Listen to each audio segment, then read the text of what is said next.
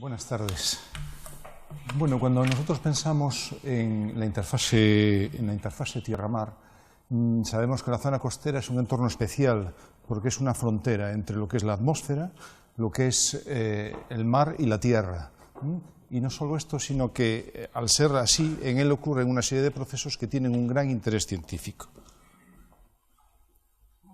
A nivel mundial, la franja costera ocupa un 18% de la superficie de la Tierra y solo contiene un 0,5% del volumen de agua. No obstante, en su interior ocurre el 26% de la productividad primaria y la mayor parte de las capturas pesqueras. No solamente en un aspecto físico, sino también en un aspecto humano.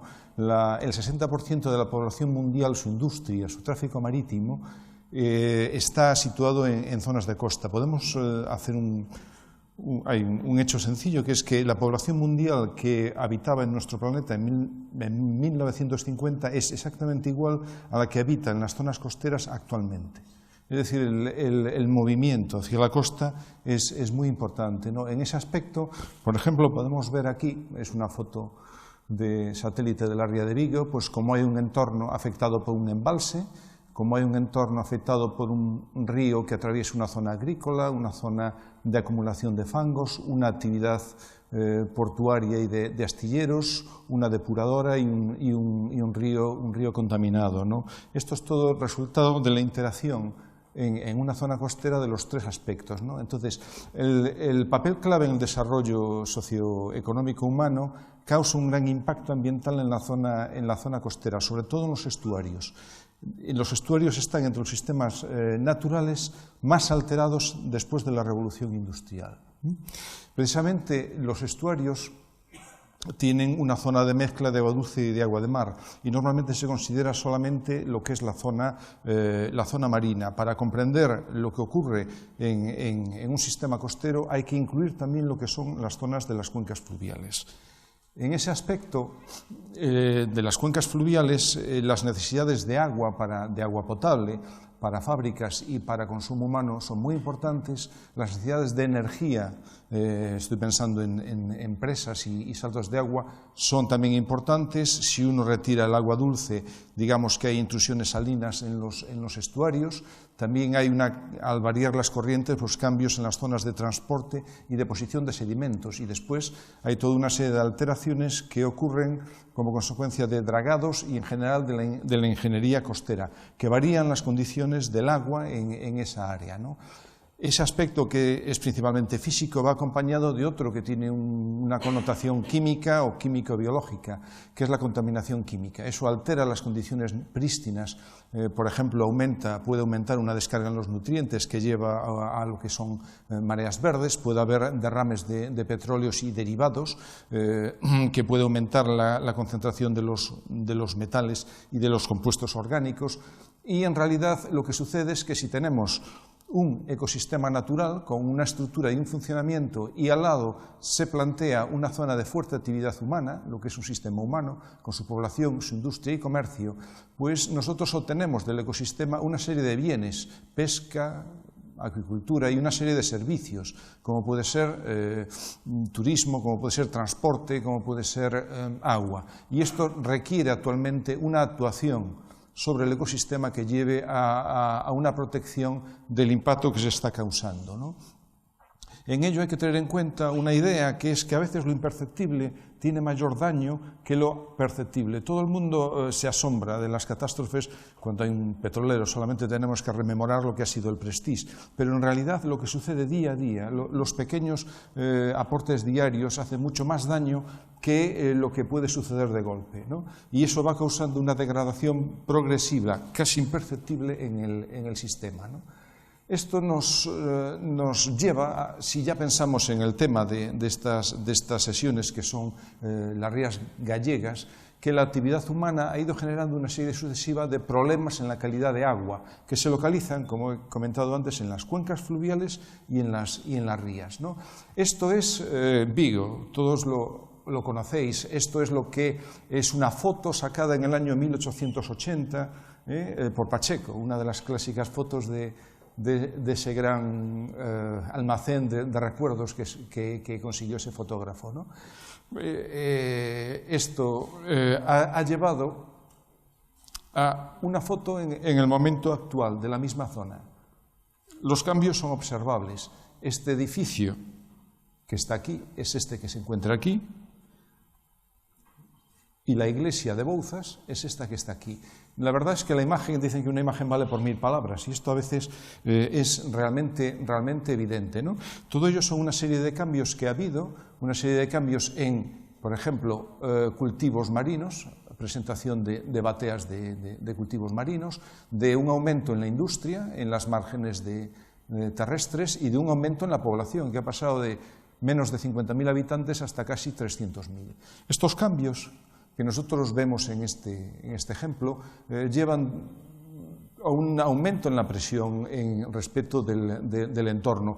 Y la idea que es importante de tener en cuenta es que cualquier cambio lleva a una alteración del medio, y ese medio, como toda la naturaleza, tiende a volver a una nueva situación de equilibrio. Entonces lo que estamos haciendo es ir alterando y el medio se intenta ajustar, ir alterando y el medio se intenta ajustar, de manera que llegamos a una situación pues más o menos que es como la que podemos ver hoy en día en la ría de Vigo cuando paseamos por sus márgenes, ¿no? Lo importante es que la riqueza generada por las rías y su entorno, sea en Galicia o sea en cualquier parte del mundo, normalmente va paralelo a un aumento de la presión en el entorno natural.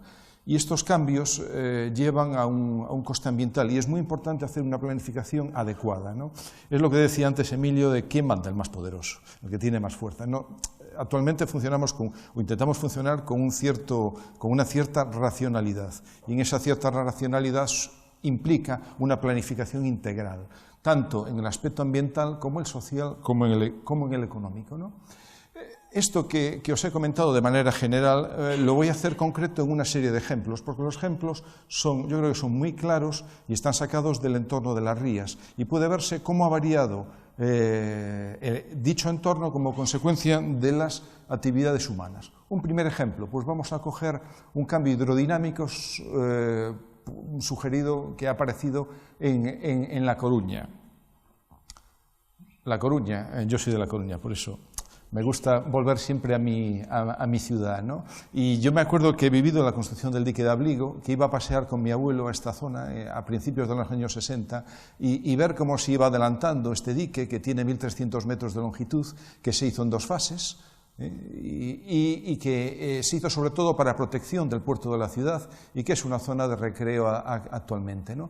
Una manera de abordar un problema hidrodinámico es con un modelo en este caso bidimensional, porque la ría de La Coruña, debido a que el agua dulce que llega a ella es bastante bajo, está dominado por una circulación mareal. Entonces, con un modelo 2D nos puede llegar para simular cómo varían las corrientes a lo largo del tiempo.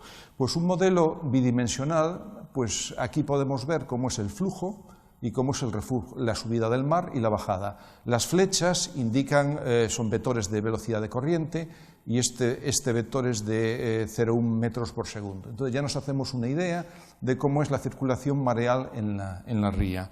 Tan pronto en el modelo se incluye una simulación con un relleno debido al dique de Abrigo, pues se ve muy bien cómo la circulación del flujo y la circulación del reflujo están alterados. Por una parte, las flechas son más gordas y más largas, que nos indica que aumenta la corriente, y por otra parte quedan zonas, digamos, más muertas de la corriente. En resumen, no es solamente un cambio cualitativo, sino también un cambio cuantitativo. Hay un aumento de un 30% en las velocidades medias de corriente, de acuerdo con el modelo, y que llegan casi a duplicarse en la zona del extremo del canal.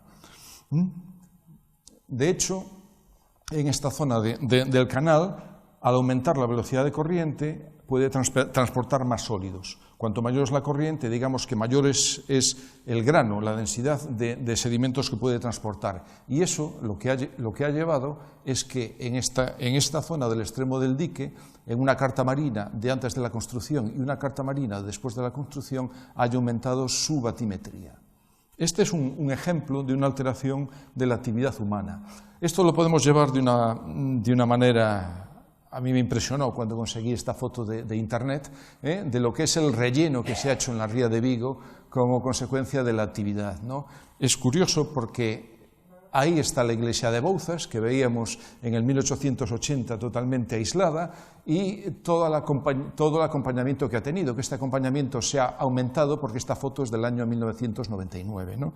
Si nosotros sacamos otro modelo, que está sacado de una tesis doctoral pues de esa fecha, más o menos del año 99, pues aquí vemos las flechitas, bueno, casi no las apreciamos, pero esta es la condición de reflujo y esta es la condición de flujo. Cuando está la marea entrante, en la ría de Vigo todo debería tener un color verde, esta zona de aquí, esta zona que está ocupada por el relleno y también lo que es la ensenada de Bouzas. Y aquí lo que se observa es que hay una circulación, hay una retención de aguas en el reflujo y una retención de aguas, en el flujo y en el reflujo. Lo que hemos creado es una zona que se está quedando aislada y con toda la influencia de los astilleros, pues es una zona prácticamente muerta en la vida. El sedimento está inerte, que corresponde a esta zona de aquí. Entonces, eso es una alteración humana de un entorno en el cual la propia ría se ha adaptado a esa situación y ha llegado a un nuevo equilibrio. Otro ejemplo puede ser los embalses. Los embalses cambian la circulación, cambian el caudal que vierten los ríos a las zonas costeras, y eso tiene su importancia en la circulación y en el intercambio de agua. Pero aquí voy a sacar un ejemplo curioso en el río que es frontera entre España y Portugal. El río Miño, que es el río más grande de Galicia, que tiene un caudal en torno a 400 metros cúbicos por segundo, tiene una presa, la última presa antes del mar, que es la presa de Frieira, que está a 76 kilómetros de la desembocadura. Esta es la parte española, esta es la parte portuguesa, esto es La Guardia con el Monte Tecla, y aquí es la zona de desembocadura. Entonces, el río, que tiene unas 5 grandes presas hidroeléctricas en su curso, tiene totalmente alterado su caudal, de modo que no es un caudal natural. Como la ley obliga a un caudal, digamos, ecológico, siempre tiene que llegar un caudal de agua dulce a la zona del estuario del Miño y al mar, ¿no? Esto es una situación tomada como patrón un río sin presas, que es el río Lérez, que es la línea gris, que muestra un caudal pues, que va variando desde algo más de 5 a 50 metros cúbicos por segundo. Y aquí está superpuesto en el mismo periodo de tiempo, que es desde enero del año 98 hasta 30 de junio del año 98, el caudal del río Miño, que es una línea negra. Y aquí llama la atención que hay un pico. Este pico no es un pico natural, es un pico que corresponde a un momento determinado en que se abrieron las presas, se abrió la presa de Frieira. ¿La consecuencia que ha tenido? Pues os la voy a comentar a continuación, pero hay un hecho curioso que se observó en marzo del 2001, y es que en el río Duero se hundió un puente, y los muertos del puente, de los autobuses y los coches que cayeron al mar, aparecieron en la costa gallega, algunos en la zona de Finisterre, pero otros llegaron hasta 400 kilómetros del río Duero a Cedeira. Esto nos está dando una idea de la influencia que puede tener un río en una zona muy extensa, y esto es lo mismo que ocurre con el Miño. Aprovechamos una foto satélite de esa fecha, en el momento, en el mes de mayo, que hubo el pico forzado de caudal. La foto satélite es muy interesante porque el agua dulce está más fría que el agua de mar. Entonces nos traza muy bien lo que es el enfriamiento costero como consecuencia del desagüe del río Miño. En el Duero no se observa nada y eso coincidió pues, con condiciones de vientos del oeste que llevó el agua hacia el norte. ¿Qué efecto tuvo ese? Pues curiosamente, cuando uno va a veces a trabajar, es que la pluma del agua del río Miño afectó a las rías bajas, sobre todo a la ría de Vigo y a la ría de Pontevedra. Entonces, una alteración antropogénica tiene sus consecuencias en la boca de las rías, y unas consecuencias bastante grandes, porque por una parte, una ría es menos salada, más dulce en su parte más interna, porque en todas las rías el caudal de agua dulce, el principal aporte de agua dulce sucede en su zona más interna. Pero en esas fechas lo que ocurrió es que la parte externa de la ría y la parte de la plataforma tenía menos salinidad que lo que se observaba dentro de la ría. Pero eso no solamente fue un cambio hidrográfico, sino también fue un cambio químico y biológico, porque el agua dulce vertido desde el embalse, que dio lugar a que la pluma del río Miño saliera fuera a la plataforma, era rica en nutrientes. Y al ser rica en nutrientes y ser un mes de mayo, con la luz, digamos que hubo un bloom, una floración de diatomeas, y las diatomeas que más predominaron fueron las Skeletonema costatum.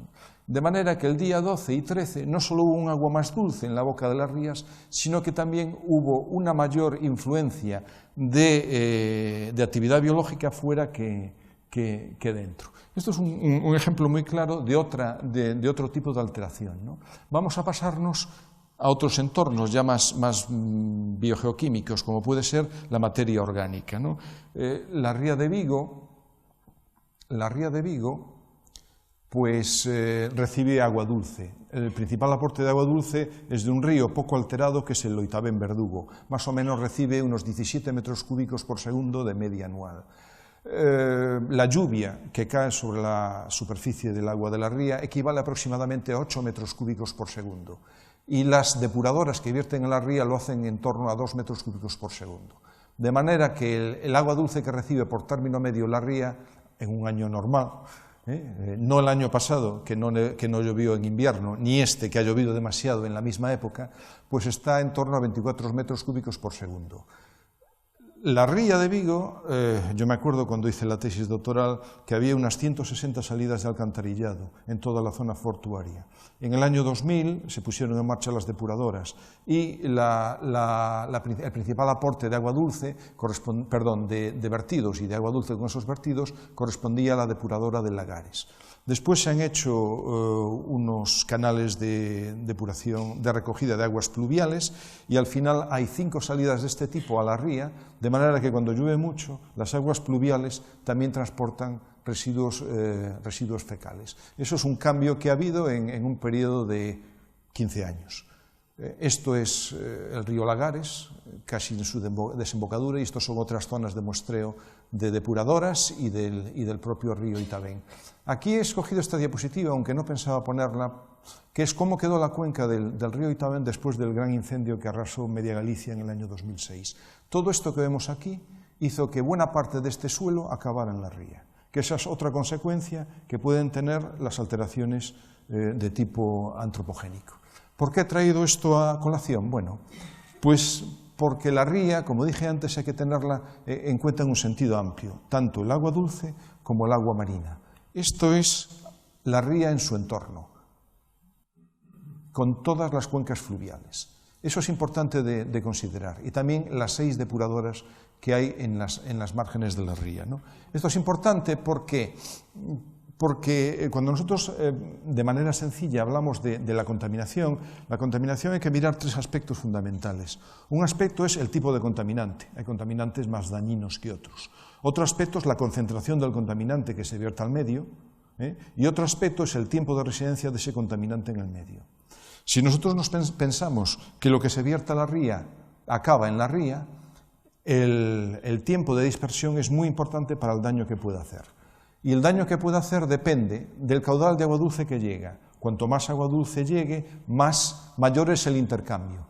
Porque el movimiento, digamos, de exportación de agua de la ría hacia afuera tiene un motor, y ese motor es el agua dulce. Pero tiene un segundo motor en las costas este de los océanos, que es el afloramiento, como antes explicó muy bien Emilio. Entonces pasamos de unos tiempos de residencia de algo menos de una semana, cuando las condiciones de afloramiento y de caudales son altos, a unas condiciones de casi un mes o un poco más, cuando las condiciones son desfavorables. Y eso se nota en la ría.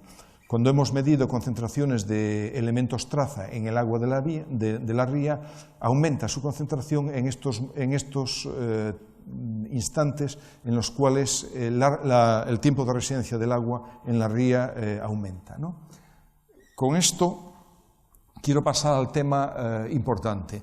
Una idea, cuando trabajamos en bioquímica, es también las explicaciones cualitativas, pero hay que cuantificar. Siempre hay que poner números a todo, porque los números, aunque sean aproximados, nos dan pie a una discusión, a entender mejor cuáles son los aspectos principales. Y esto Esto lo vemos aquí al poner número. Las flechitas negras corresponden a ríos, las flechitas blancas corresponden a depuradoras. Y el número que aparece aquí son las toneladas por año de carbono orgánico particulado, que es una forma de medir la materia orgánica que llega a la ría, debido a cada uno de ellos. Entonces ya nos permiten distinguir aquí en dos aspectos. El principal aporte es el que se debe a la depuradora que está en el Lagares, de la ría de Vigo. Este sería el principal aporte, digamos, antropogénico, mientras que el principal aporte natural es el río Itabén. El río Itabén es poco alterado y cuando nosotros nos planteamos qué importancia tiene el aporte natural y el aporte antropogénico, pues nos hacemos una idea muy clara. La ría recibe aproximadamente 750 toneladas de carbono orgánico particulado, de las cuales un 72% es de origen antropogénico y el restante, un 28%, es de origen natural. Ya nos da una idea del impacto que puede tener en el medio, pero podemos todavía avanzar un poquito más, y en el avanzar un poquito más es que la ría de Vigo es una ría muy rica, tiene 350 miligramos por metro cuadrado y día de producción. Esa producción en aguas de la ría supone aproximadamente el 5% del carbono orgánico particulado que se vierte a la ría. Es decir, al estar en una zona muy productiva, el impacto del vertido es menor. Si estuviéramos en un medio oligotrófico como es el Mediterráneo, el impacto sería mucho mayor. Con esto no quiero decir que podemos ser felices y que podemos verter todo lo que queramos. Solamente con esto nos da una idea de por qué hasta ahora, o hasta cierto punto, de una manera general, no impacta tanto en la ría estos vertidos. Sí lo hace de manera local, sobre todo en las zonas más internas, y sí también lo puede hacer de manera cualitativa, porque no es lo mismo que se viertan ácidos húmicos y fúlvicos que van con las aguas dulces, que se vierta otro tipo de sustancias orgánicas como puede ser urea o coliformes fecales, que entrarían dentro de lo que es carbono orgánico particulado a la ría.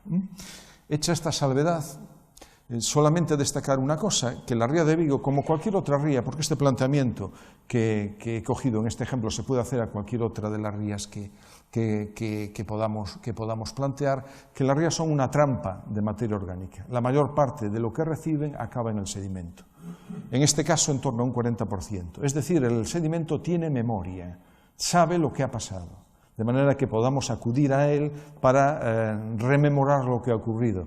Y en esos aspectos yo creo que Guillermo Francés nos profundizará siglos y siglos hacia atrás, ¿no?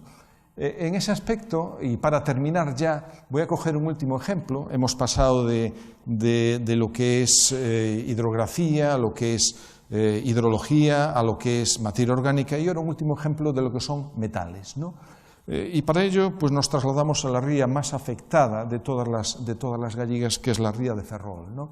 La ría de Ferrol tiene una superficie pequeña, es modesta, de 122 kilómetros cuadrados en marea alta, 19 en marea baja, y a diferencia de las demás rías, es una ría que está dominada por la marea.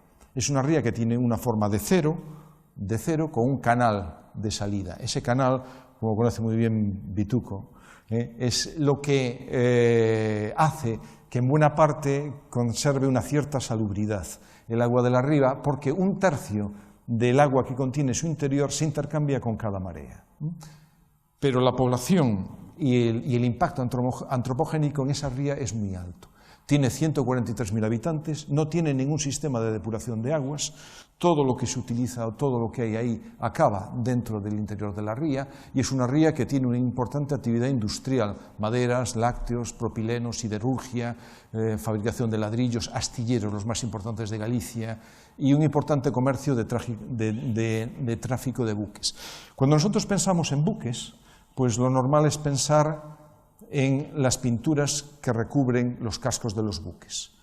Los buques, para que no pierdan velocidad, se recubren con pinturas que le llaman antifouling o antiparasitarios, cuyo componente es el cobre. Y ahí voy a atender al último ejemplo. El cobre es un elemento importante para la vida, porque es un elemento bioactivo y es necesario, pero en exceso puede ser tóxico. No es ajeno a nosotros, porque aquí tiene que haber bastantes cables de cobre. En las piscinas donde nos bañamos el sulfato de cobre se utiliza como fungicida y bactericida, son unas sales de color azul. En la sulfatación de las viñas se utiliza también, es un elemento común, ¿no?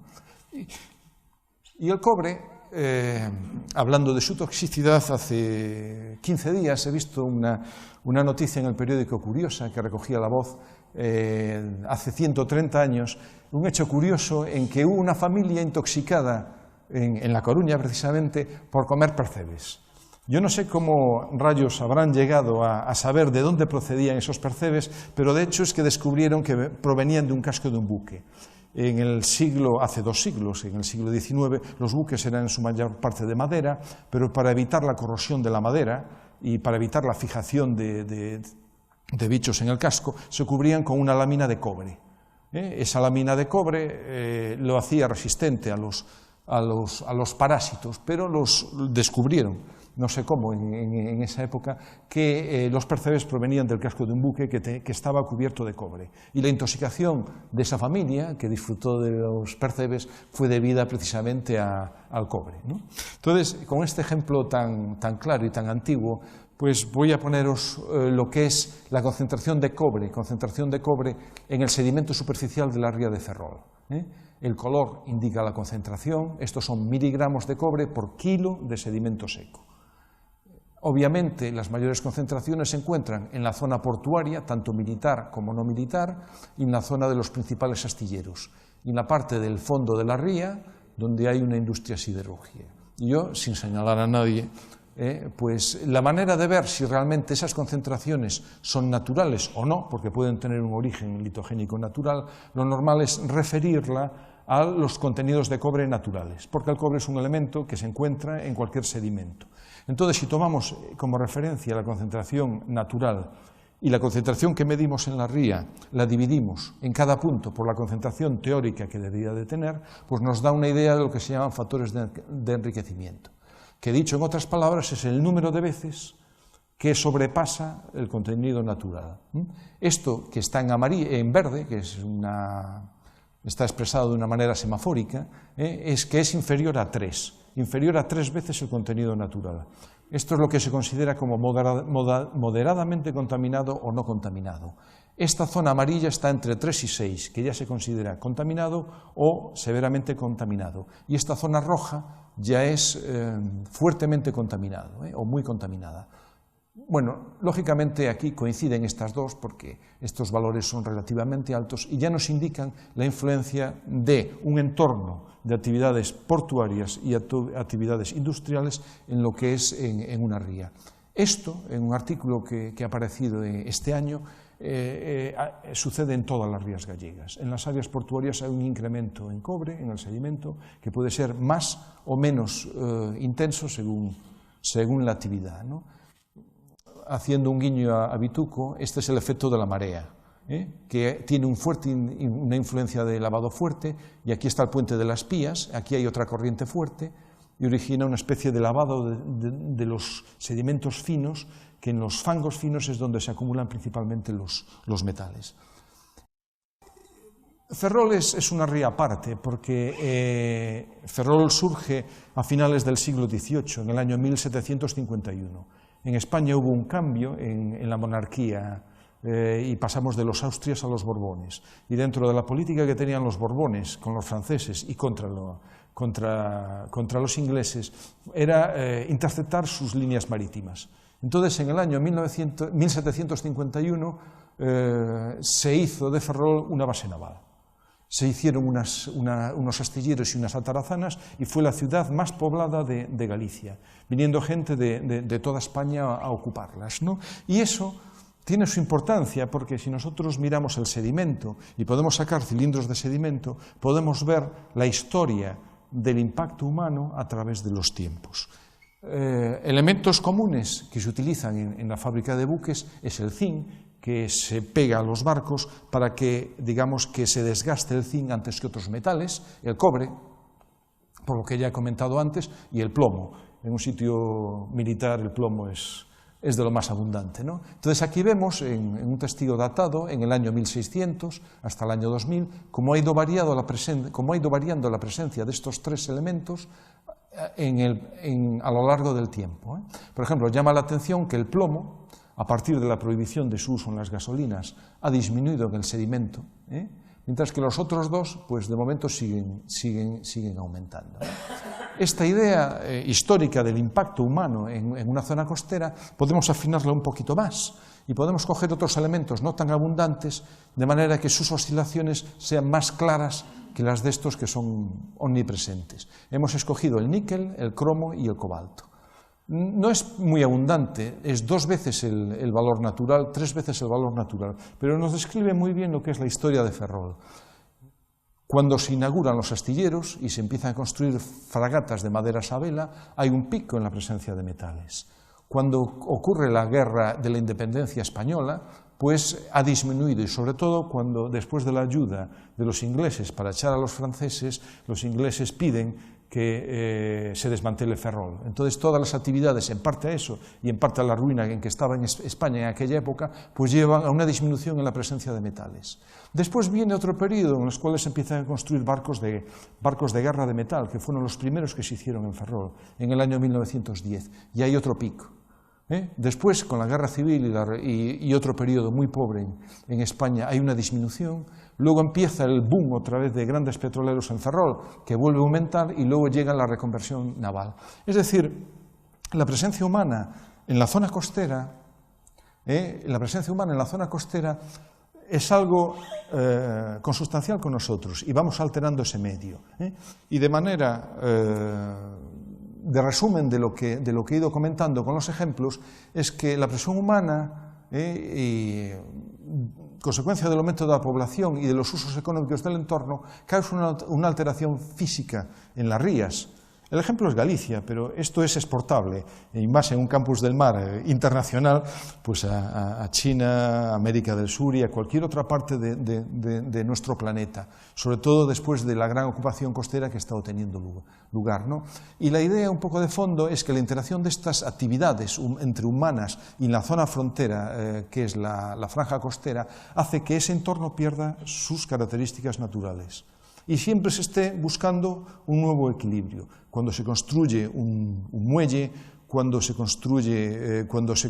pone en funcionamiento una depuradora, cuando aumenta una población, cuando aumenta la industria, el sistema tiende a responder al entorno. Y lo importante es que sepamos interpretar estas relaciones socioeconómicas dentro de un marco ecológico general. Nosotros no somos algo no natural. La especie humana es una especie que ocupa su medio, y lo que hacemos es alterar ese medio, y dentro del enfoque digamos, usufructo de nuestro entorno, debemos mitigar, paliar las alteraciones humanas pasadas y presentes. Y dentro de esa mitigación es muy importante la idea que reflejaba Margalef en su momento, y es que no son buenas las políticas de pala y escoba. Es decir, aquí hay un pequeño cambio, vamos a corregirlo. Aquí hay otro pequeño cambio, vamos a corregirlo. Hay que utilizar siempre visiones de conjunto. Y hay que saber qué queremos de un entorno costero y hacia dónde vamos con ese entorno costero, sabiendo siempre que lo que hagamos en él tendrá una respuesta. Y si nosotros no somos capaces de utilizar nuestro conocimiento y nuestra influencia en ese entorno lo más probable es que se acabe degradando, más o menos. Y si miráis la bibliografía de todo lo que se va publicando en nuestro planeta actualmente, tendréis ejemplos de todos los grados diferentes de degradación y de todas las causas diferentes en nuestro planeta. Y un poco con esta idea yo creo que ya queda el mensaje que quiero dejaros. Muchas gracias por vuestra atención.